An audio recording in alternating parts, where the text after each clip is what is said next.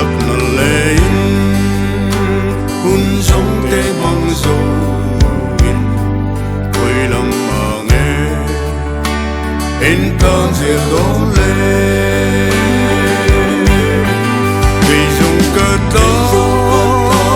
cơ sống đông tu nê na Calvario mà mấy nó lòng mà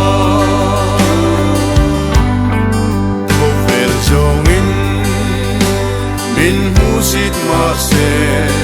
là gật lan sẽ đổ Calvary Palin vô về rupui na dung lâu chuối đồn tu na aral mấy quan ông nó nè rupui nó beral ra hun chuan ôi làm mà nghe in con diều đốn lên vì dùng cơ đó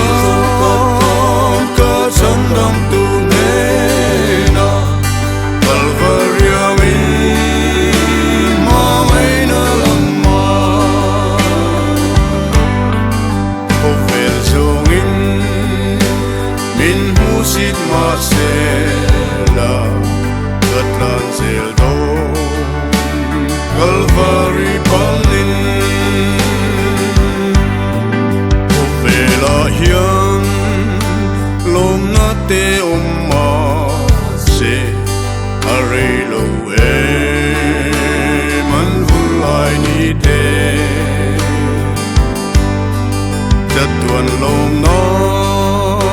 thiên tu reng an om lo quay lòng mà nghe in con diều đốn lên vì dùng cơ đó cơ sống đông tu nê na Calvario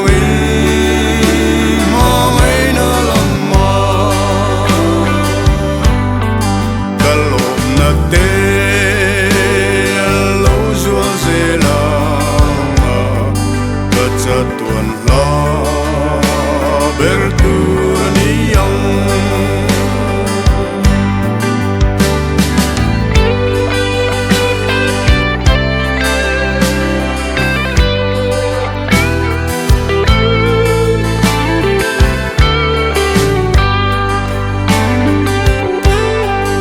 vô về rupui